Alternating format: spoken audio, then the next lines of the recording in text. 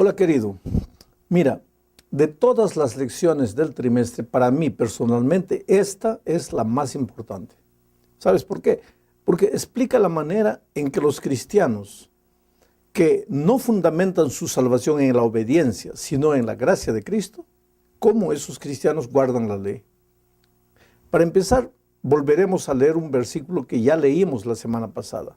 Me refiero a Gálatas capítulo 5, versículo 16. Dice así: digo pues, andad en el Espíritu y no satisfagáis los deseos de la carne. El verbo andar es un verbo interesante. Se usa mucho tanto en el Nuevo Testamento como en el Antiguo Testamento. Para Pablo, la vida cristiana es andar. Ese concepto él lo sacó sin duda ninguna de Cristo, que dijo: yo soy el camino, la verdad y la vida. El camino. Inclusive, los primeros cristianos, antes de ser llamados cristianos, eran conocidos como los del camino, porque andaban. Ahora, según el versículo que acabamos de leer, los seres humanos solo tienen dos caminos para andar: el camino del Espíritu y el camino de la carne. En el Antiguo Testamento la palabra andar en hebreo era halakán, que literalmente significa andar en el camino de la ley. El Salmo 119, por ejemplo, tiene 176 versículos. Y en 173 de ellos se menciona el camino, bajo diferentes sinónimos: los preceptos, las palabras, los juicios, las enseñanzas, las instrucciones de Dios. Pero Pablo no dice que debemos andar en la ley, sino en el Espíritu. ¿Por qué? No quiere decir que la ley de Dios haya acabado o que ya no tenga validez para los cristianos, sino que el verdadero cristiano debe llegar a una experiencia tan bonita con Cristo que no necesite de una presión exterior para obedecer, sino la presión del amor que trabaja de dentro para afuera. Pero ese ideal de Dios para sus hijos no era algo exclusivo del Nuevo Testamento, sino que ya existía en el Antiguo Testamento. Mira, por ejemplo, lo que decía Jeremías 31:33.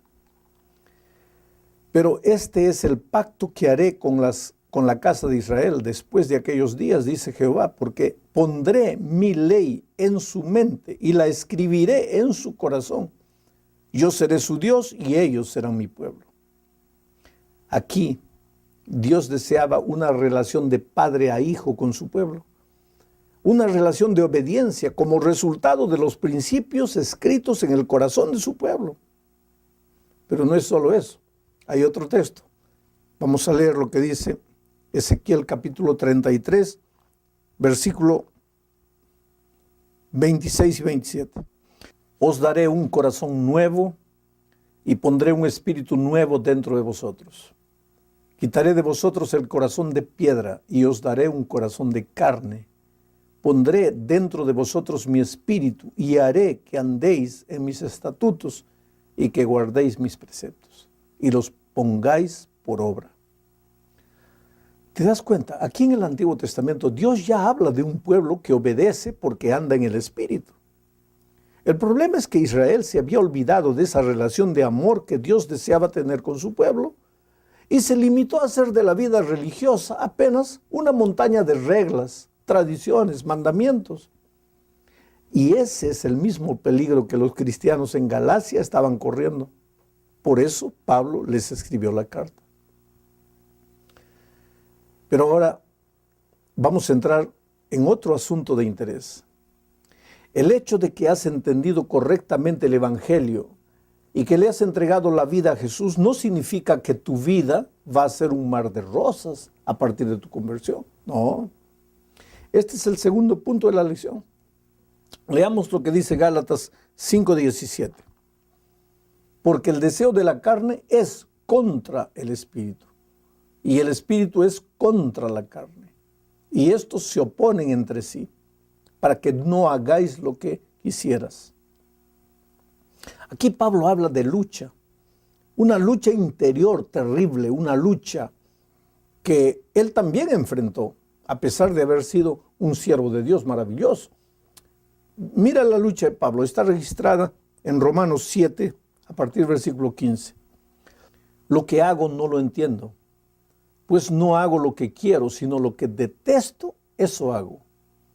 Y si lo que no quiero, esto hago, apruebo que la ley es buena, de manera que ya no soy yo quien hace aquello, sino el pecado que está en mí.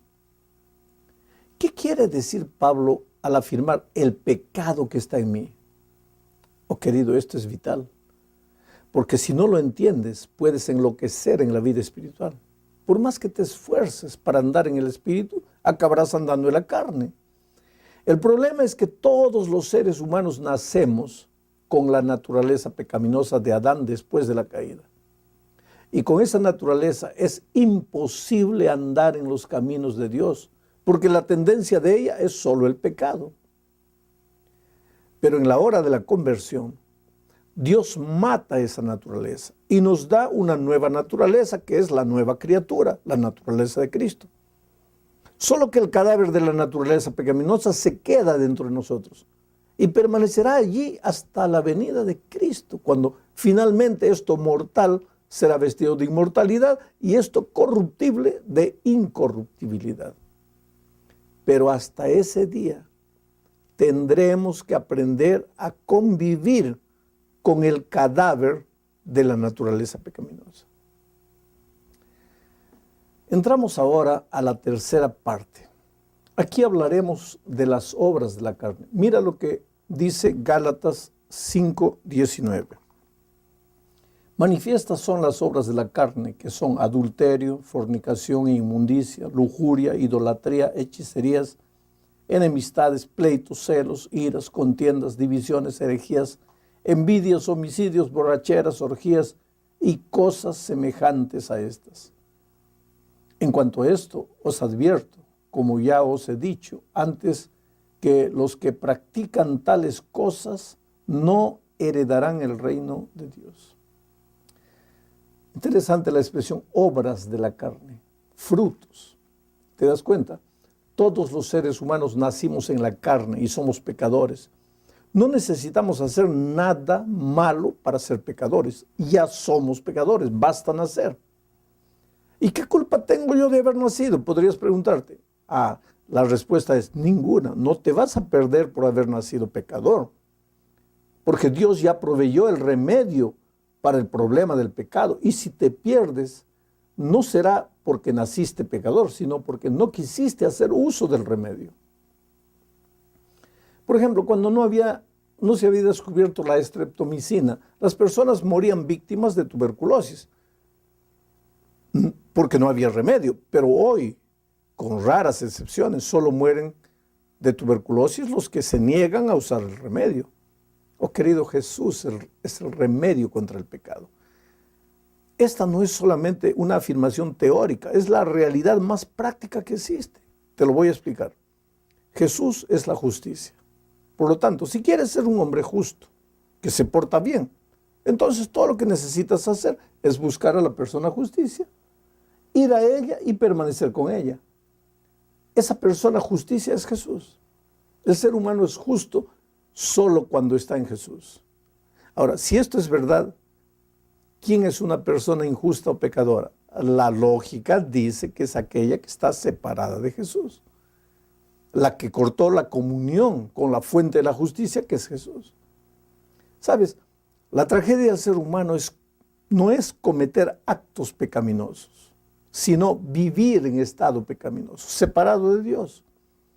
Ahora, si entiendes esto, en lugar de vivir desesperado para guardar un código de comportamiento moral, vas a concentrar todos tus esfuerzos en ir a Jesús y no separarte de Él. Y al hacer esto, vas a descubrir que viviendo en comunión con Jesús, es imposible que existan actos pecaminosos en tu vida. La triste situación de los Gálatas era que en sus esfuerzos no estaban concentrados en mantener la comunión diaria con Cristo, sino en portarse bien. Y entonces, separados de Jesús, por más que se esforzaban, no lograban vivir los eternos principios de la ley de Dios. Tal vez viviesen la letra, exteriormente, pero no los principios, porque los principios no estaban en el corazón. Ahora, contrariamente a las obras de la carne, están los frutos del Espíritu. Esta es la cuarta parte de la lección. Pero antes de leer el texto, quiero que pienses en las dos expresiones que Pablo usa. Para referirse a la carne, Pablo usa las obras. Pero cuando habla del Espíritu, habla de frutos. Es que las obras significan esfuerzo. Es lo que haces. Pero por más que haces, no logras nada, a no ser las obras de la carne. En cambio, si andas en el Espíritu, cosechas los frutos naturales del Espíritu. No es tuyo, es del Espíritu. Ahora, veamos el texto de Gálatas 5, 22 y 23. Dice así: pero el fruto del Espíritu es amor, gozo, paz, paciencia, benignidad, bondad, fe, mansedumbre, templanza. Contra tales cosas no hay ley. ¿Por qué no hay ley contra los frutos del Espíritu? Querido, porque los frutos del Espíritu son el cumplimiento de la ley. ¿Cómo puede la luz estar contra la luz? Ambas son la misma cosa.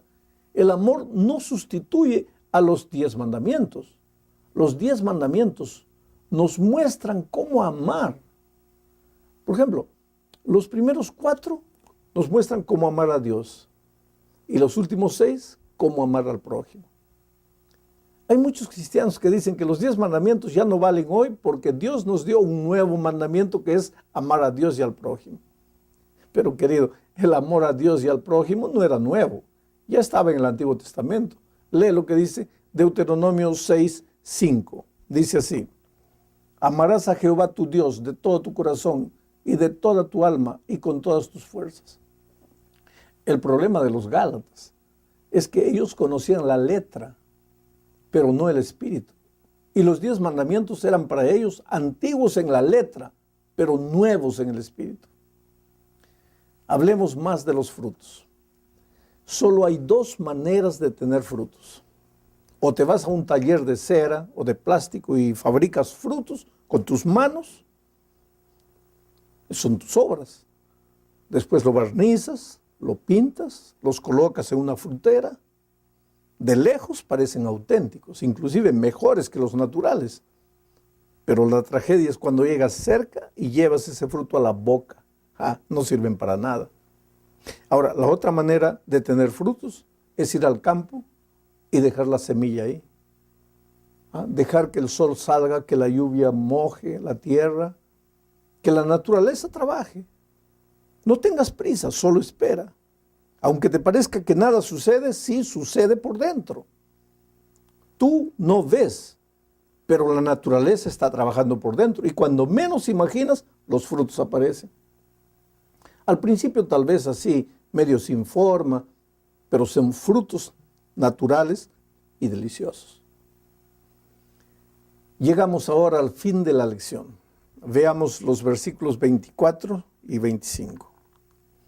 Pero los que son de Cristo han crucificado la carne con sus pasiones y deseos.